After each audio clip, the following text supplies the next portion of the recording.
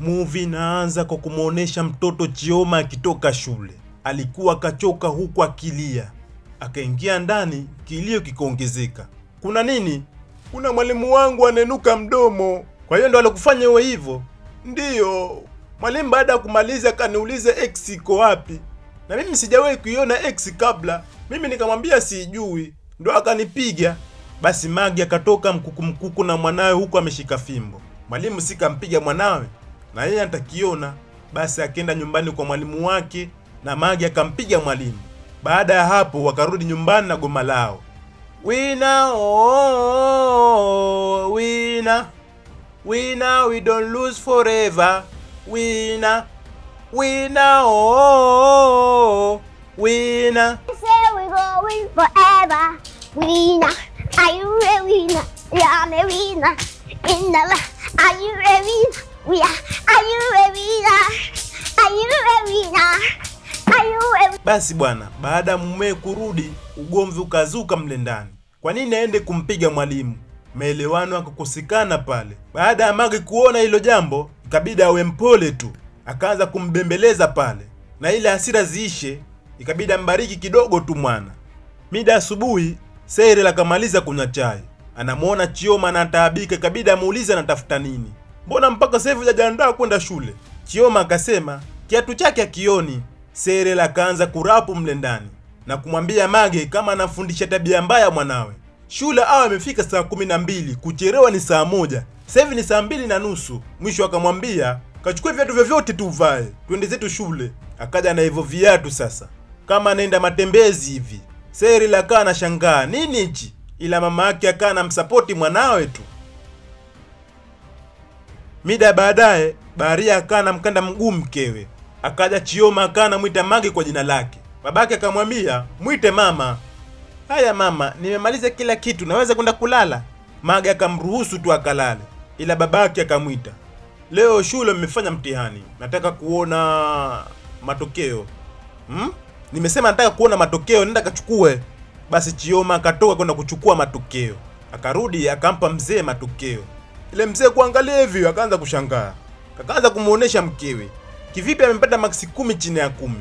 Basi Chioma akaanza kujipa mbichwa pale. Mbicho ukajaa kwa sifa. Mzee akaangalia.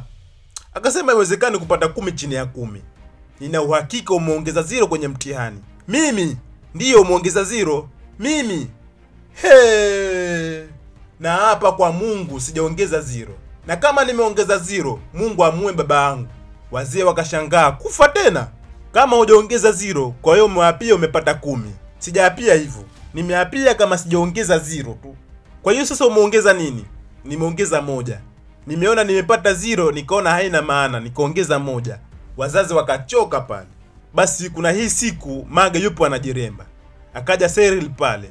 Akaanza kumfokia mkewe, kumpiga sekretari wake. Na unaenesha huyu Magi sio mwalimu tu alompiga, na wala si huyu sekretari tu, bali ni wengi sana amewapiga. Hajakaa kinyonge kivile. Na kama kawaida, baada ya kugombana ili kumtuliza mumewe, lazima kitupiwe pale. Siku kadhaa mbele ikawa bibasi amchizi Cyril. Basi kama kawaida, ili sherehe inoge, lazima uwe na marafiki. Cyril akamwalika rafiki yake anaitwa John. Ila John akaja na mchumba wake. Kumbuka John hakuoa, huyu ni mwanamke wake tu. Basi Magi akana mwangalia lishe kwa jicho fulani hivi, kama kurizika nalo hivi. Na kumbuka uvumilivu wa Magi ni mdogo sana. Akaanza kukiwasha pale pale. Anasema mtu hajaoa atakujaje na mwanamke kwenye sherehe ya wanandoa. Mchizi akaanza kumzuia mkewe, ila kila kitu kikae sawa.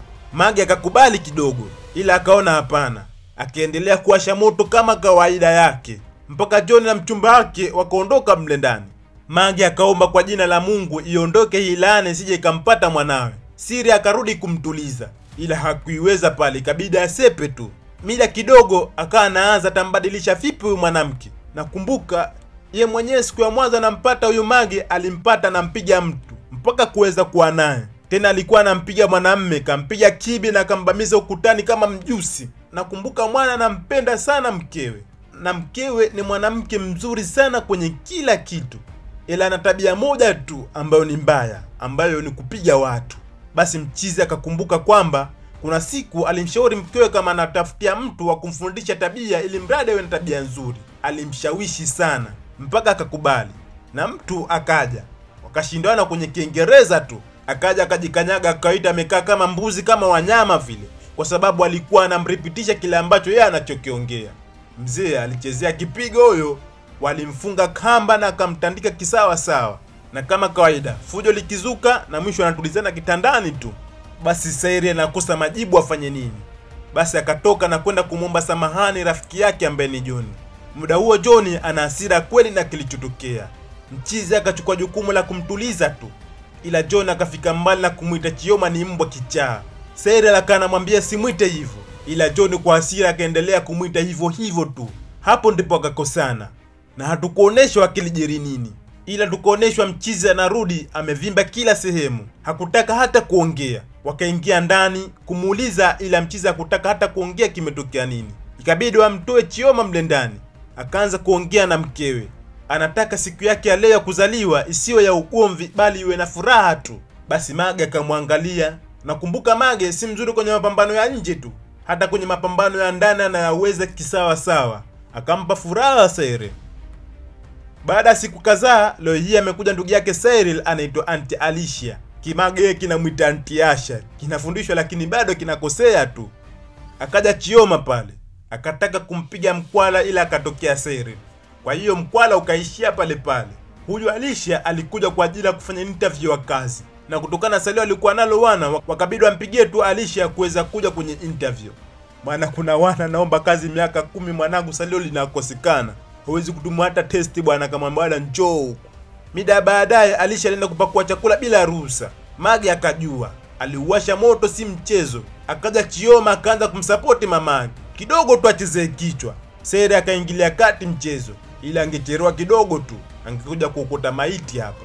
Siku ya pili Alicia anaenda kwenye interview. Basi kikatoka na madoido na nguo zake. Muda huo Chioma na Mage wanafagia, akaanza kumpamba sana Mage ili amfulie. Mwisho kikampa nguo kikasepa. Mage akamwita. Unajua kitachoendelea hapo ni fujo tu humo ndani. Mpaka Alicia siku ya pili akabeba mbegi yake huyo. Yani ni kuweza kugombana na humo ndani, kabida asepe tu pale. Basi bwana, baada ya siku kadhaa mbele, wakati hawa wana ndoa na furaha na ndoa yao, akaja mamake Sairi na mwanamke mwingine. Kumbuka mamake alikuwa anataka mjukuu, na Mage hana mtoto mwingine zaidi ya Chioma. Au Chioma pia sio mwanawe, au Mage hana kizazi kabisa. Tutajua vizuri baadaye. Nakumbuka pia Alicia alienda kupeleka kesi kwa mamake kwamba Chioma amemfanyia dharau na jeuri, na pia amempiga. Wakati bi mkubwa anaendelea kufoka, akaja Chioma pale. Mama akasema yeye si bibi yake, wala Sairi si baba yake, na wala Mage si mama yake. Sasa huyo mtoto ni wa nani? Basi ugovu ukaendelea pale, mama kawaka kinywa kichwa. Baada ya kuondoka, Chioma akamuuliza Mage kama yeye si mama yake ama mamake ni nani. Mage akakosa majibu ya kumpa mwanawe. Inaumiza sana hii. Mage akabaki kulia tu. Akawa anambembeleza kama yeye ni mtoto wake tu, lakini kashaambiwa kama huyu sio mama yake. Basi Chioma akakaa ndani, akawa anajisemea mwenyewe tu, na mwisho akawaza kuondoka humo ndani. Huku kwa mtu na mwanawe, Sira akamwambia mamake kwamba ulisema wewe ulikaa miaka 10. Miaka 10 mama, bila kupata mtoto. Mungu akakuonesha maajabu mpaka kwa kutuzaa sisi. Kwa nini sasa ushinde kumvulia mtoto mwanamke mwenzio? Basi Cyril akaanza kumbembeleza mama yake pale. Mwisho mama yake akajua kama yeye ndo mwenye makosa. Huko jikoni, mwanamke aliletwa na bi mkubwa yupo jikoni. Nakumbuka haujui moto wa Mage. Akamuuliza, "Unafanya nini jikoni?" Akamjibu dharau mara kibao. Akataka kumpiga pale, mara akaja bi mkubwa. Ndio ikaafadhali yake ile. Ila angechezea vitasa huyo mwanamke mpaka angejua leo. Mida baadaye Mage akatoka kwenda kuomba samahani kwa ambacho aliweza kukifanya. Basi bi mkubwa ikabidi akubali tu kama alikosea na akamsamehe tu Mage. Mida baadaye kile kibao hakijampa usingizi. Analia tu, anasema kichwa kinauma. Chezea kibao wewe. Tena hiyo ndio afadhali yake. Mida asubuhi mama akaondoka na mtu wake. Baada ya kuondoka, Chioma akaika kikangono wazazi wake, wamueleza wamempata wapi. Ikabidi wamjibu tu walipompata. Na baada ya hapo wakamwambieni kama ni mtoto wao tu wa kwanza na wanamjali sana. Familia ikaungana kwa furaha. Basi mama na mwana akaanza kusoma pamoja ili kuweza kujifundisha kusoma. Maana hata Mage alikuwa hajui kusoma kabisa. na tabia ya Magi ikaanza kubadilika taratibu sana, mpaka akaacha tabia yake ya kuweza kuwapiga watu. Na leo akampa taarifa mumewe kama ana mimba. Furaha tu mle ndani. Mara Chioma kaingia. Kuna mtu kampiga, anataka mama yake waende wakakiwashe huko. Ila safari hii mama yake kabadilika na tabia yake, na kwa sasa hatopiga watu tena, na akamfundisha mwanae kuwa asimpige watu, na familia ikawa na furaha sana. Na hapo ndo kwa mwisho hii movie ya kuitwa Magi. Tupia maoni yako, umeonaje mzigo? Na in case huja subscribe, basi subscribe kisha bonyeza alama kengele ili kuwa wa kwanza kupata movie zetu kila siku. Na hii ni 071 Code Recap, na mimi ni storyteller wako naitwa Mr. Coolman ama Jangabau Official. Naweza kusema asante sana na bye bye.